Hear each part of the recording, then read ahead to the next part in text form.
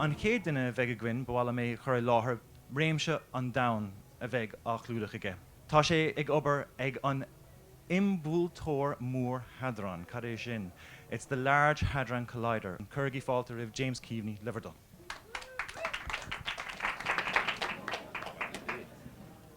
Okay, gur míle mágah, tá mé anna sásta. Is me sé James Keaveney, is me sé taideoir, is me sé fisiceoir, Eolais, agus faoi láthir tá mé ag déanamh taide ag an turgnamh CMS an seo. Tá sé site ag an imbhuailteoir mór, an Large Hadron Collider ag CERN. Ach bhuailm cainslibh an seo inniu, chun Fisic na caithníní nó particle physics. Bhuailm na mistéirí na chruinne a nocta ach níl na cinse. Okay, céirdíad na mistéirí na chruinne. Is dóilm tá lán mistéirí na chruinne againn ach an seo tá trúr ceist mar hampla an céad ceist chuna thosaí an chruinne. Chuna sa thosaí an chruinne. An dar ceist chuna sa Cruinne an chruinne agus an tríú céirdatá gach rud déanta as. Okay, an céad ceist tá teorainn anmha againn chun an mistéir a mhíniú. A sin é an Big Bang. Teorainn anmha ar fad, míonn sé gach rud, níl me cinse. An dar ceist tá teorainn eile againn an Big Crunch, ach an tríú ceist tá sé anna deachar a mhíniú. Tá lán caithníní againn ar an chruinne, ach tá sé anna deachar ar fad chun na caithníní a mhíniú agus an seo chur mé pictiúr beag na caithníní ach sin iad na caithníní bunúsach ach an sin inniu bhuailm na caithníní a mhíniú agus ceist amháin a mhíniú libh. Okay. Tá mistéir eile anmhór againn freisin an sin é an ceist. Cén fá go bhfuil más ar math ag caithníní. Cén fá go bhfuil a lán caithníní bunúsach trom againn. Okay? Tá sé anna deachar a hiiscint. Tá sé anna deachar a mhíniú mé. Okay, I roi mé. Ar a clé an seo, tá caithnín gan meis agus ar dhéis caithnín le meis agus feicimid I síl na fisica go bhfuil na caithnín gan meis I gcónaí ag glúsach chomh chapa le solas ach sin iad na Ferrari agus caithníní le meis ag gcónaí I glúsach níos mó le ná solas sin iad na Massey Ferguson taracóir. Okay. Tá sé anna barúil ach níl is againn ar an cuid is mó an géad seo chuna sa oibríonn an systems seo. Okay. Carvás an meas, sin é an ceist ach I rith na seascadaí bhí trúr fisiceoirí ag obair Sasna an bheilg ag idir ag irí an ceist seo ragart agus I rith na seascadaí rinne siad teorainn chun an ceist seo a ragart chun an teorainn a mhíniú agus sin é an réimse Higgs nó an Higgs field. An sin é an réimse Higgs cosú le an réimse electromagnetic, an electromagnetic field.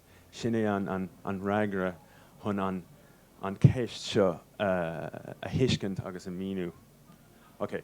Bhuailm an teorainn a haspáint agus an teorainn a mhíniú an tá annalí anmha againn chun an ceist seo a mhíniú. Agus tá sé anna barúil mé an réimse Higgs tá sé cosúil Béidir cosúil leis an slua ag EP. Chuna sa oibríonn an réimse Higgs an Higgs field. Tá sé beag an cosúil an slua an seo inniu. Chuna sa oibríonn sé. Okay. Is féidir le smíanamh ar duine cáiliúil ó rockstar ag surfáil an slua ag EP nó concert eile ceolchur meile. Agus nuair bhí sé ag surfáil mar seo, ba gat ina na lámha a chur le beidir féin pic a thógáil agus níl sé ró éasca chun an slua a trasnú mar seo. Tá sé an Jackar agus tógann sé a lán am chun an slua a trasnú agus móhíonn sé an trom go déibhinn. Níl sé ró éasca agus móhíonn sé trom nuair bhí sé ag trasnú mar seo. Tá sé an Jackar. And le hail na caithníní trom tá sé cosúil an slua mar tá sé ag iarraidh an réamh sé Higgs a trasnú agus déanann sé idir níomhaíocht ó interactions leis an réamh sé Higgs mar seo móhíonn na caithníní trom. Okay. Ach is féidir smíanamh ar duine eile níl sí cáiliúil ach tá sé anna éasca ar fád chun an slua a trasnú mar seo eile tá sí étrom gná daoine gná caithnín. Okay. Sin é an Annalí ach bhhaithlumm an réamh sé Higgs a fheiceáil díreach freisin. Bhfuil sé an féidir linn an réamh sé Higgs a iarraidh Jackar sin é an ceist an seo. An sin é an cúis go déananmuid an taide ag an LHC chun an réamh sé Higgs a fheiceáil díreach. Sin é an ceist, sin é an turgnamh.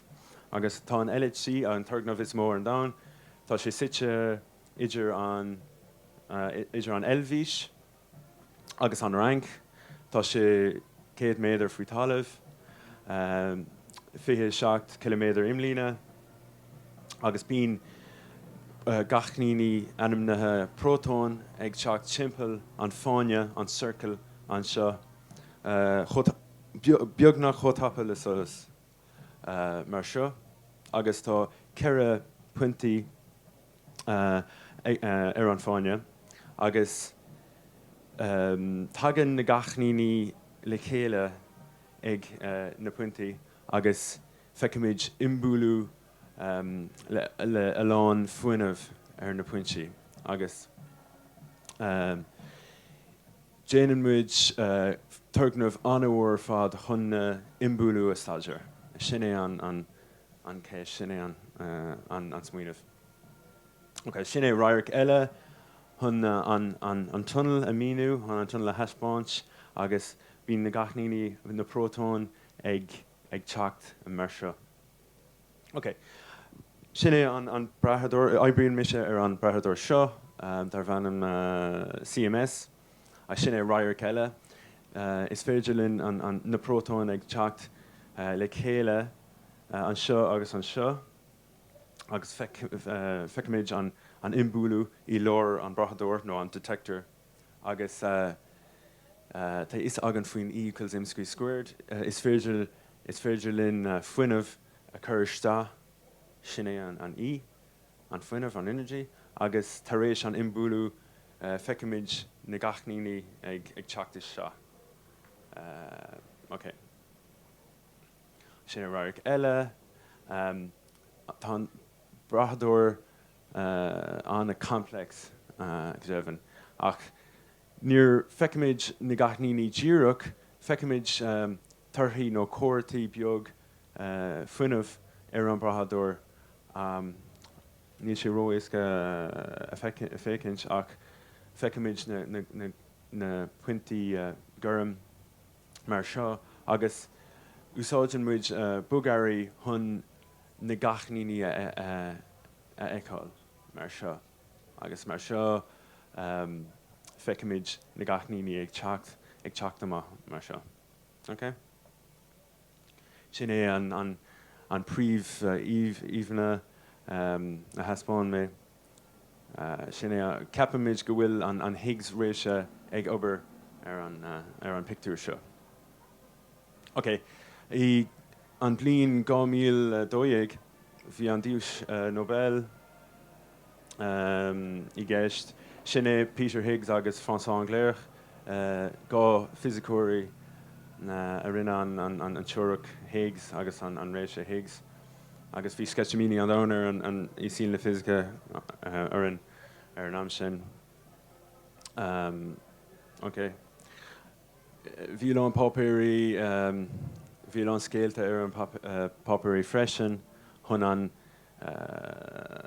Jane síos ar an teorainn agus an finneachtáin an discovery, bhí scaitmíní an dónar oireann.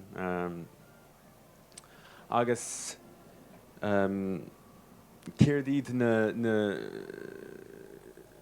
rudaí ag teacht, an céad rud eile, an céad teorainn eile a mhíniú ag an LHC. Nílas againn í sin le fisice ar churbe ach beidir caithníní dorcha, beidir supersymmetry, beidir rugéigean aisteach. Tásúil agam go bhfuil sé ag teach go luath, nílas agam, ach tá LHC ag gobar faoi láthair agus tásúil agam go bhfuil rudéigean simúil ag teach go luath. As gur míle mágad sin é.